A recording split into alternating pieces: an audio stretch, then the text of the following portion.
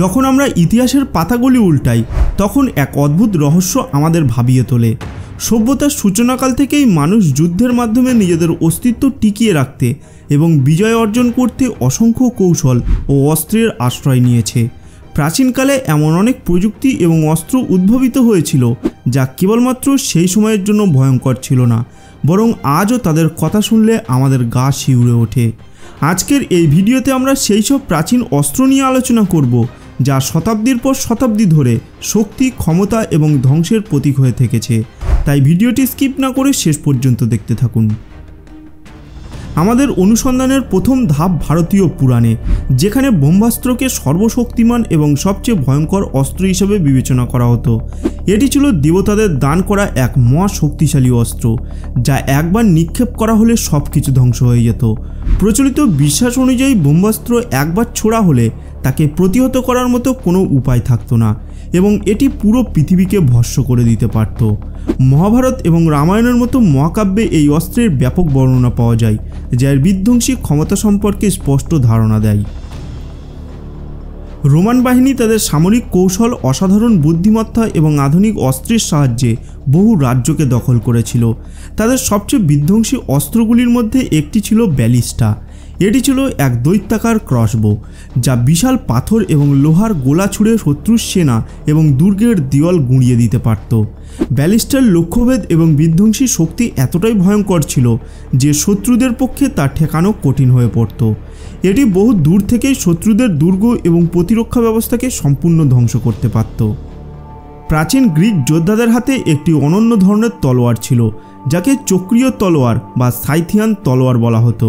এই অস্ত্রটি কেবলমাত্র ভয়ঙ্কর আঘাত আনতে পারত না, বরং এর বিশেষ গঠন এমন ছিল যে এটি শত্রুদের দিকে ছুঁড়ে মারার পরেও আবার টেনে আনা সম্ভব হতো। গ্রিক যোদ্ধারা এই অস্ত্রের ব্যবহারে এতটাই পারদর্শী ছিল যে এটি তাদের সামরিক দক্ষতার অন্যতম প্রতীক হিসেবে গণ্য হয়। যুদ্ধাস্ত্রের এই তালিকায় চতুর্থ স্থানে রয়েছে চীনের এক ভয়ঙ্কর অস্ত্র, যাকে বলা হয় জ্বলন্ত নরক।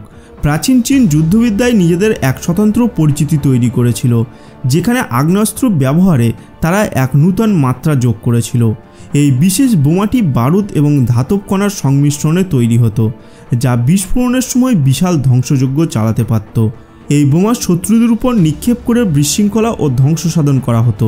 চীনের প্রাচীন সভ্যতা বারুদের আবিষ্কারের পর এটিকে যুদ্ধের নূতন উচ্চতায় পৌঁছে দেয়, যা তাদের সামরিক শক্তিকে বহুগুণ বৃদ্ধি করেছিল। গ্রিক এবং বাইজেন্টাইন সেনারা ফ্লেম থেয়ার নামের একটি আগ্নেয়াস্ত্র ব্যবহার করেছিল। এই অস্ত্রটি গ্রিক ফায়ার নামেও পরিচিত ছিল। এটি এমন এক অস্ত্র ছিল যা বিশাল বিশাল আগুনের গোলা নিক্ষেপ করত, যা জলেও নির্বাপিত হতো না। শত্রুপক্ষের জাহাজ পুড়িয়ে ধ্বংস করার জন্য এটি ব্যবহার করা হতো, যদিও এটি নিক্ষেপ করা বেশ কঠিন ছিল। যখন এটি একবার সক্রিয় হয়ে যেত তখন চারপাশের এলাকা আগুনে ভস্মীভূত হয়ে যেত। এর ফলে শত্রুদের সেনাদলের মধ্যে তীব্র আতঙ্ক সৃষ্টি হতো। ভারত এবং মধ্য এশিয়ার গদা একটি ভয়ঙ্কর ও শক্তিশালী অস্ত্র হিসেবে প্রসিদ্ধ ছিল। গদা ছিল আকারে বিশাল এবং ওজনে ভারী, যা সাধারণত বলিষ্ঠ যোদ্ধা এবং কুস্তিগিররা ব্যবহার করত। গদা এমন এক অস্ত্র যা মহাভারতের ভীম এবং রামায়ণের হনুমানের মতো মহা শক্তিশালী চরিত্রের সঙ্গে জুড়ে দেওয়া হয়, যা এর অপরিসীম শক্তির প্রতীক।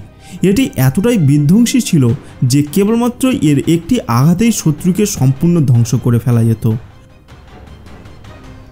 ভারতের বীর যোদ্ধারা যে খঞ্জরটি ব্যবহার করত তা তার অনন্য ডিজাইনের কারণে খুবই বিখ্যাত এবং ভয়ঙ্কর ছিল। এই অস্ত্রটি এমনভাবে ডিজাইন করা হয়েছিল যে এটি হাতের মুঠোয় দৃঢ়ভাবে ধরা যেত, ফলে যোদ্ধারা আঘাতের সময় আরও বেশি শক্তি প্রয়োগ করতে পারত। এই অস্ত্রটির সূচালো ডগা এতটাই ধারালো ছিল যে এটি শত্রুদের দেহের গুরুত্বপূর্ণ অঙ্গসমূহ সহজেই ভেদ করতে পারত। এই অস্ত্রের তীক্ষ্ণতা এবং নিখুঁতভাবে আঘাত আনার ক্ষমতার দক্ষতার ফলে এটি শত্রুদের জন্য এক ভয়ঙ্কর দুঃস্বপ্নে পরিণত হতো। প্রাচীন ভারতের যুদ্ধের সময় রথকে অন্যতম শক্তিশালী এবং কার্যকরী কৌশলগত অস্ত্র হিসেবে ব্যবহার করা হতো। এইসব রথের মধ্যে সবচেয়ে বিধ্বংসী এবং আতঙ্কজনক এক বিশেষ ধরনের রথ ছিল শত্রুঘ্ন। এই যুদ্ধরথটি এতটাই বিধ্বংসী ছিল যে এটি যুদ্ধে নেমে শত্রুদের বাহিনীতে বিশৃঙ্খলা এবং আতঙ্ক সৃষ্টি করত। শত্রুঘ্ন যুদ্ধরথ শুধুমাত্র শত্রুদের শারীরিকভাবে ধ্বংস করত না, এটি তাদের মানসিকভাবে দুর্বল এবং আতঙ্কগ্রস্ত করত। এই যুদ্ধরথের আকৃতি এবং এর ধ্বংসাত্মক ক্ষমতা এতটাই ভয়ঙ্কর ছিল যে শত্রুরা একে দেখেই কাঁপতে থাকত। এই রথের বিশাল চাকাগুলোর সাথে ধারালো ব্লেড লাগানো থাকত, যা গতিময় অবস্থায় শত্রুদের কেটে ফেলতে সক্ষম ছিল। এই যুদ্ধরথ এতটাই শক্তিশালী ছিল যে এটি যুদ্ধের ময়দানে শত্রুদের মধ্যে ভয় এবং আতঙ্ক ছড়িয়ে দিতে পারত। নবম স্থানে রয়েছে জাপানের বিখ্যাত সামুরাইদের কাতানা, যা এক অত্যন্ত ধারালো ও শক্তিশালী তলোয়ার। জাপানি সামুরাই যোদ্ধাদের ব্যবহৃত কাতানা তলোয়ার বিশ্বজুড়ে তার অসাধারণ ধার এবং শক্তির জন্য পরিচিত ছিল। কাতানা এতটাই ধারালো ছিল যে একবারের আঘাতেই এটি প্রতিপক্ষের মাঝখান থেকে দুভাগ করে দিতে পারত। জাপানের ধাতু বিশেষজ্ঞ এবং কারিগররা বিশেষ প্রক্রিয়ায় হাজারো স্তরের লোহা গলিয়ে এবং ঠান্ডা করে এই তলোয়ার তৈরি করতেন, যা এর ধার এবং মজবুতিকে বহুগুণ বাড়িয়ে দিত। এই তলোয়ার তৈরির কাজ এতটাই সূক্ষ্ম এবং সময় সাপেক্ষ ছিল যে এটি শুধু একটি অস্ত্র নয়, বরং এক মূল্যবান ঐতিহ্যের অংশ হয়ে উঠেছিল। সামুরাই যোদ্ধারা যুদ্ধশিল্পে এতটাই পারদর্শী ছিল যে একবার তারা যুদ্ধ শুরু করলে প্রতিপক্ষ খুব বেশি সময় তাদের সামনে টিকে থাকতে পারত না। তাদের কাতানা শুধুমাত্র অস্ত্র ছিল না, এটি ছিল তাদের গর্ব, সম্মান এবং লড়াইয়ের প্রতীক। এই সমস্ত প্রাচীন অস্ত্র শুধুমাত্র যুদ্ধের জন্য তৈরি হয়নি, বরং এগুলো ছিল তখনকার সমাজের সামরিক দক্ষতা, প্রযুক্তির অগ্রগতি এবং যুদ্ধনীতি বোঝার এক গুরুত্বপূর্ণ উপাদান। প্রতিটি অস্ত্রের নিজস্ব ইতিহাস এবং নির্মাণ শৈলী ছিল, যা শুধু প্রযুক্তিগত উৎকর্ষ নয়, বরং তখনকার সমাজের মনস্তত্ত্ব এবং বিশ্বাসকেও প্রকাশ করত। বন্ধুরা, এই ছিল ইতিহাসের কিছু ভয়ঙ্কর এবং প্রাণঘাতী অস্ত্রের চমকপ্রদ কাহিনী। এই সমস্ত অস্ত্র কেবলমাত্র ধ্বংসযজ্ঞ চালানোর জন্য তৈরি হয়নি, বরং যুদ্ধ কৌশল এবং বুদ্ধিমত্তার অসাধারণ উদাহরণও ছিল। আপনার মতে এই অস্ত্রের মধ্যে কোনটি সবচেয়ে ভয়ঙ্কর ছিল?